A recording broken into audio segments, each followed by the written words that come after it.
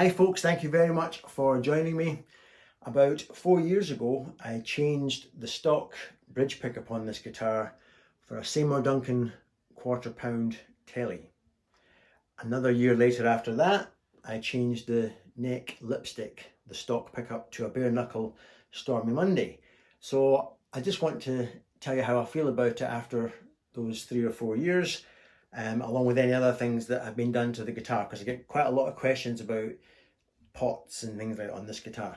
So let's break for about 2 minutes 50 seconds where I'll try some clean and melodic stuff, and then we'll finish with some distasteful dirt. Here we go.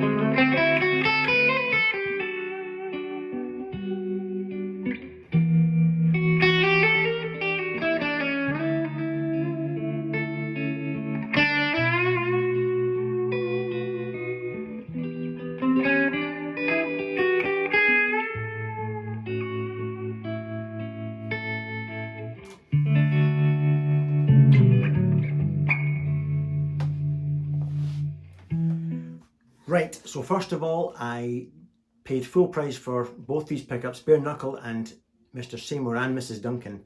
Don't know who I am, so I just did research and got them. Initially, the tech said some stuff to me that I didn't understand. That's why I don't change my own pickups generally. When he took this out, he said, he sent me a few photographs. I'm going to have to do this. I don't know what he did, but he did it. Nothing too crazy. And boom, Bob's your uncle. We're in. Absolutely love this pickup. I don't see myself ever wanting to change it. This thing can twang like country, and it can also be really beefy and warm and juicy. The neck pickup, the bare knuckle Stormy Monday, I was after just to make this guitar more, I was going to say more versatile, and I don't really like versatility. I like one-trick ponies, but maybe the look of it, I prefer the look with a humbucker. Over the last few months, if you watch my videos, in fact, if you watched my channel from the very start, I've gone from being quite crunchy and distorted to cleaner and cleaner and jazzier and cleaner and jazzier and jazzier and cleaner. And now, the last 2 months, I've been playing almost exclusively on the neck, which has given me a new love for this bare knuckle pickup. So, I've been jazzing it up a little bit, as you can hear from that last little piece of music, and I absolutely love it. It's never going to be a Les Paul, but it's a great toneful pickup. I would thoroughly recommend it, or some other similar low wound path. Now, I get a lot of questions as to how we manage to facilitate the electrics, because when you put a humbucker guitar in a single coil guitar, did I change the pots? Initially, the tech said you might want to change to 500k, but let's try it without and see how it feels.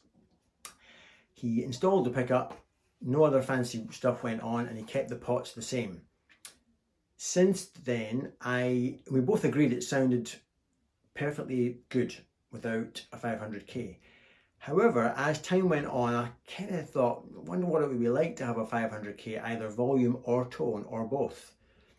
And so another year or so later, the pots in this guitar do suffer from dirt more than any other guitar for some reason. I'm always in there with contact spray and that cures it.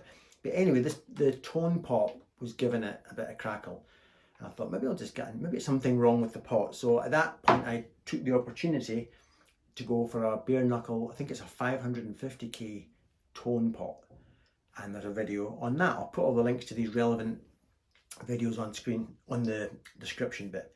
And I absolutely love the 500k. I wonder what it'd be like with a 500k volume pot. At the moment it's 250k on the volume, 500 on the tone. But I absolutely love this guitar. Just a quick brief bit of information before we finish up with another bit of music.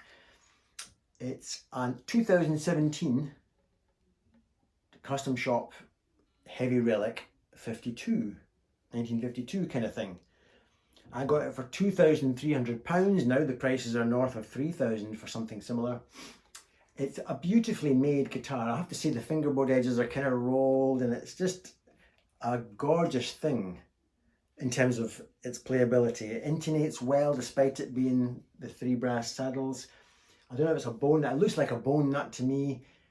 It tunes crap, but then Telecasters, I've never had a Telecaster. Well, what I say by that is, you look at that. Did you see that there? I plucked the string, put a significant twist on the peg, and we haven't dropped tuning. Every Telecaster I've ever had does that. I don't know what that is.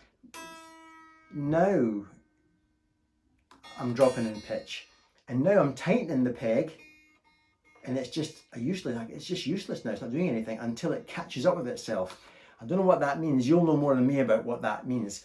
But when it does you feel the gear starting to take tension again, you tune it. So it holds tune, and you can tune it perfectly fine. And for many, many years I've been on stage with a Telecaster fiddling with that. And it's not a problem, it's just weird. But other than that, it plays beautifully, it sounds beautiful. I absolutely love this guitar. It's lightweight swamp ash, and it ain't going nowhere. With my Les Paul R9 and this in my hand as I run from the burning building, that's probably how it'll be for me. So yes, I thoroughly love this guitar. I get lots of questions about it. Unfortunately, I didn't do any of the relicing myself. I sometimes get comments saying, I can tell you're bonded with that guitar, Paul. It's really showing the age. No, unfortunately, I have bonded with it, but it's not me that's caused that. One last thing before I forget, the pick guard. This isn't the Bakelite pick guard that comes with custom shop guitars. So the original pick guard is now in the case. This is a cheap Bogo standard plastic pick guard that you can buy online from wherever. The tech said, 2 choices, Paul. I can take a hacksaw to your Bakelite pick guard. I'll make a crap job of it. I'll probably break several blades that I'll have to charge you for.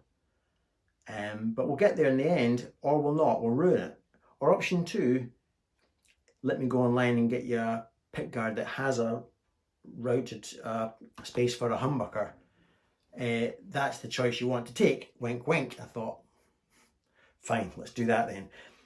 Consequently, he says, by the way, it's arrived, and the bad news is your guitar only has a screw there and a screw there and so on. This has more screw holes, so you'll see, I don't know if you can see, I don't know. Anyway, there's a hole there for a screw. So I could put a screw in it and a screw there, down there. I'm not going to do that. I think, let's face it, This is not a PRS, it's not meant to be a PRS. This is a pair of blue jeans with rips and one of the pockets is hanging off. That's how I see this guitar. Anyway, what was I saying? Anyway, let's finish up with some distasteful, overdriven tones.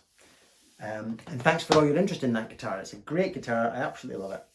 And I'll catch you in the next video. Here's some more dirt.